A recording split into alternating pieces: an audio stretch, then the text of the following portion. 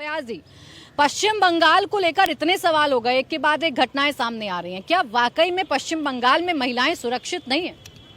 देखिए, पहले तो बहुत ही दुखित घटना है और ये भी बड़ा दुखित है कि यहाँ पर जो है सोफिया जी तृणमूल को बेचारी बचाने में लगी हैं।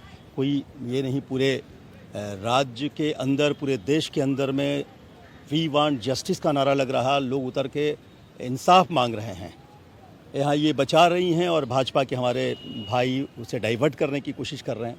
हम कह रहे इसको डाइवर्शन नहीं, आज जो पूरी जनता इंसाफ मांग रही है उसको लेके क्यों मांगना पड़ा।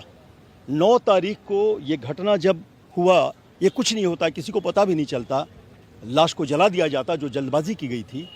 उसी दिन हमारे पार्टी के वरिष्ठ नेता बुद्धदेव भट्टाचार्य का शव रखा हुआ है और वहीं खबर आ रही है कि आरजीकर अस्पताल में ऐसा घटना हो गया है, बॉडी को लेके छुपाने का, जल्दी जलाने का कोशिश हो रहा। उस वक्त अगर हमारे DYFI के कार्यकर्ता नहीं पहुंचते, मीनाक्षी मुखर्जी नहीं पहुंचती अपने साथियों के साथ, तो ये सब कुछ दब जाता नहीं होता।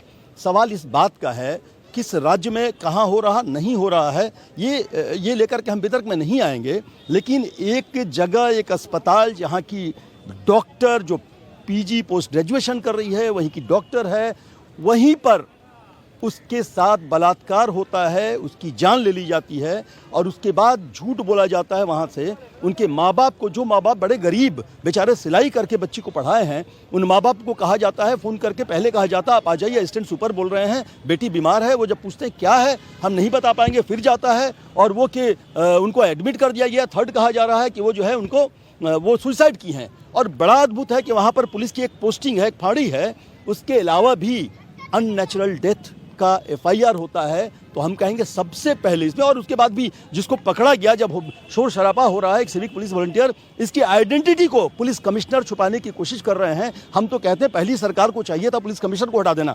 दूसरी बात थी कि ये घटना को लेकर जब लोग इंसाफ मांग रहे हैं, उतर गई हैं राज्य के अंदर में, हमारी मुख्यमंत्री भी कह रही है वी वांट जस्टिस। किसके खिलाफ मांग रही हैं?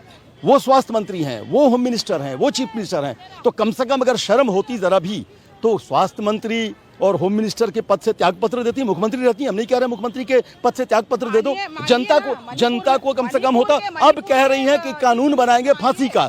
निर्भया के मामला में 3 फरवरी 2023 को जो कानून 376 धारा अमेंड करके ABCDE किया गया था, वहां प्रावधान है कि वहां पर जो है फांसी दी जा सकती है, मौत की सजा हो सकती है। BNS में भी उसी को कॉपी पेस्ट हुआ। ये भी बड़ी अजीब बात है कि बड़ा ये बदल करके 3 धाराएं, देश का इंफ्रास्ट्रक्चर जुडिशरी का नहीं बदल करके वहां पर भी वही है, कॉपी पेस्ट है कि वहां पर है। तो फिर नया से क्या होगा?